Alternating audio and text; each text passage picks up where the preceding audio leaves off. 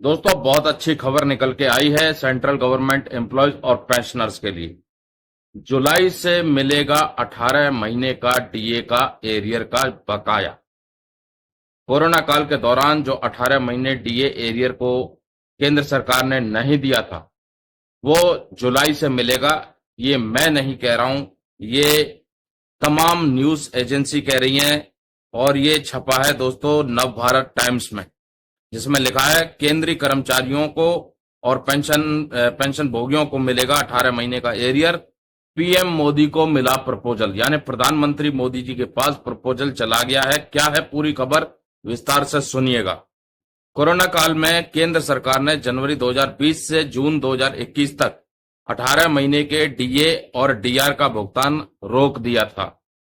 अगर केंद्र सरकार कर्मचारियों के बकाये भत्ते के भुगतान पर फैसला करती है तो केंद्रीय कर्मचारियों को 2 लाख रुपए तक का फायदा होने की पूरी उम्मीद है। दोस्तों नहीं मिला था कोरोना काल में 18 महीने का डीए। 1 करोड़ कर्मचारी और पेंशन भोगी, इन सबको होगा फायदा अगर प्रधानमंत्री जी या सरकार मान जाती है। प्रधानमंत्री नरेंद्र मोदी जी को पत्र लिखा है। किसने पत्र लिखा है इसके बारे में विस्तार से सुनिएगा। दोस्तों कर्मचारियों और पेंशनर्स द्वारा लगातार 18 महीने के डीए एरियर के भुगतान की मांग की जा रही है। इससे 1 करोड़ से अधिक कर्मचारियों और पेंशनर्स को होगा फायदा। Joint consultative machinery for central government employees की नेशनल काउंसिल के सेक्रेटरी शिव गोपाल मिश्रा ने इस बारे में प्रधानमंत्री नरेंद्र मोदी को एक पत्र लिखकर कर्मचारियों और पेंशनर्स को 18 महीने का डीए और डीआर देने का आग्रह किया है। शिव गोपाल मिश्रा जी, उन्होंने प्रधानमंत्री जी को पत्र लिखा है और 18 महीने के डीए एरियर को भुगतान करने की मांग रख दी है। इसके साथ साथ दोस्तों कई तरह की खबरें चल रही हैं, पे रिवीजन को लेकर के, पेंशन रिवीजन को लेकर के, 8वें वेतन आयोग के गठन को लेकर के। बहुत सी उम्मीद है कि जुलाई में, आखिर ये जुलाई के महीने में क्यों बात हो रही है। जैसा कि आप सबको पता है लोकसभा चुनाव खत्म हो चुके हैं और चूंकि साल 2024 में लोकसभा चुनाव थे, इसलिए फरवरी के महीने में जो बजट पेश किया गया था वो पूर्ण बजट नहीं था, वो था अंतरिम बजट या वोट ऑन अकाउंट कह सकते हैं। अब पूर्ण बजट कब पेश होगा? नई सरकार के गठन के बाद, जो कि हो चुकी है और पूरी उम्मीद है कि जुलाई के महीने में पूर्ण बजट केंद्र सरकार के द्वारा पेश किया जाएगा।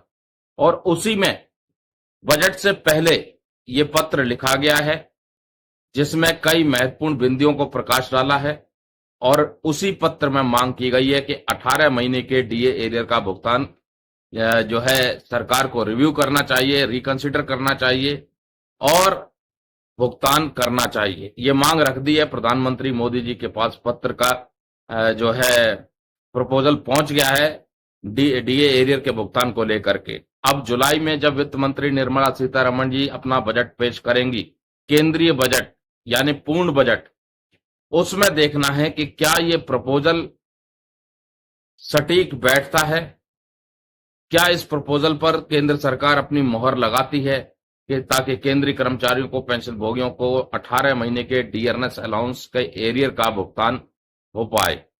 इस पर निगाहें बनी रहेंगी। वहीं दोस्तों पूर्व सैनिकों की बात करें तो 1 रैंक 1 पेंशन 3 का भी इंतजार है इस बजट में।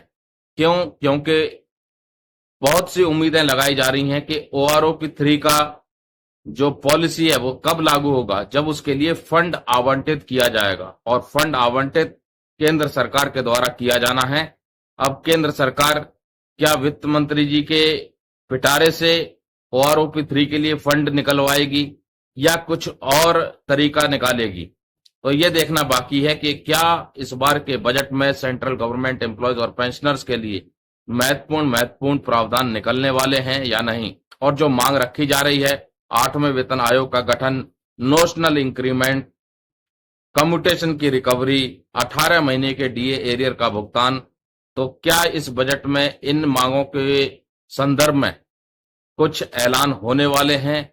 ये निगाहें बजट पर लगातार बनी रहेंगी। तो दोस्तों चैनल को अगर आपने अभी तक सब्सक्राइब नहीं किया है तो सब्सक्राइब कर लीजिए और नव भारत टाइम्स की ये जो रिपोर्ट है 18 महीने के डीए एरियर को लेकर के, उम्मीद करते हैं कि ये सही साबित हो और केंद्रीय कर्मचारियों को, पेंशन भोगियों को लोकसभा चुनाव के बाद केंद्र सरकार एक बड़ा तोहफा डीए एरियर के रूप में दे दे। नमस्कार, जय हिंद, जय भारत दोस्तों।